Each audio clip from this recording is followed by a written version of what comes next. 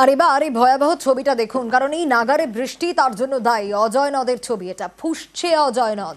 বীরভূমের জয়দেব ফেরিঘাটের রাস্তা বন্ধ হয়েছে, দুর্ঘটনার আশঙ্কায় রাস্তা বন্ধ করে দেওয়া হয়েছে। রাজু রয়েছে আমার সঙ্গে, ইন্দ্রজিৎ রয়েছে আমার সঙ্গে, আরো ডিটেল এ বিষয়ে জানাতে পারবে। ইন্দ্রজিৎ, ইতিমধ্যেই যাতে কোনো রকম কোনো অপ্রীতিকর ঘটনা না ঘটে, দুর্ঘটনা না ঘটে, সে কারণে বীরভূম প্রশাসন রাস্তা বন্ধ করে দিয়েছে।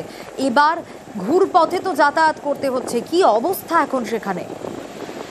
দেখো, ইতিমধ্যে কিন্তু জয়দেব থেকে যে দুর্গাপুর যাওয়ার যে রাস্তা, সেই রাস্তা ইতিমধ্যে বন্ধ করে দিয়েছে প্রশাসন। কারণ কিনা যে বৃষ্টিপাত হচ্ছে তার জেরে অজয় নদের জল বেড়েছে, আর জল বেড়ে যাওয়ার ফলে যে ফেরিঘাটটি রয়েছে, অস্থায়ী ফেরিঘাটটি, সেটির ওপর দিয়ে জল বোঝা যে কোনো মুহূর্তে এটি ভেঙে যেতে পারে, এবং সাধারণ মানুষ যদি যাতায়াত করে সেক্ষেত্রে কিন্তু যে কোনো মুহূর্তে একটি অপ্রীতিকর ঘটনা ঘটতে পারে। তার আগে থেকেই কিন্তু প্রশাসন সেই রাস্তা বন্ধ করে দিয়েছে, এবং তার ফলে যেটা করছে, তার ফলে সাধারণ মানুষ যাদেরকে কিন্তু অতি সহজে দুর্গাপুর পৌঁছে যেতে পারতো, তাদেরকে কিন্তু একদম ঘুর পথে ইলামবাজার সেতু হয়ে তাদেরকে ঘুরে যেতে হচ্ছে।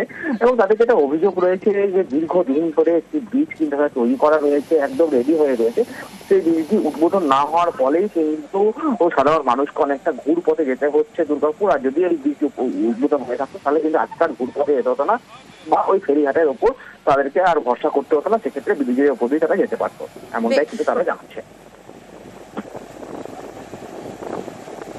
রাস্তাটা ডুবেছে, তো ওই জন্য প্রশাসন বন্ধ করে দিয়েছে।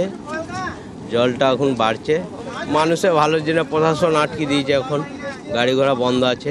জল তো বাড়বে, একদম সামনাসামনি হয়েই এসেছে, অলরেডি জল চেপেও গেছে, ওদিকে ভেঙে যাওয়ার সম্ভাবনা বেশি।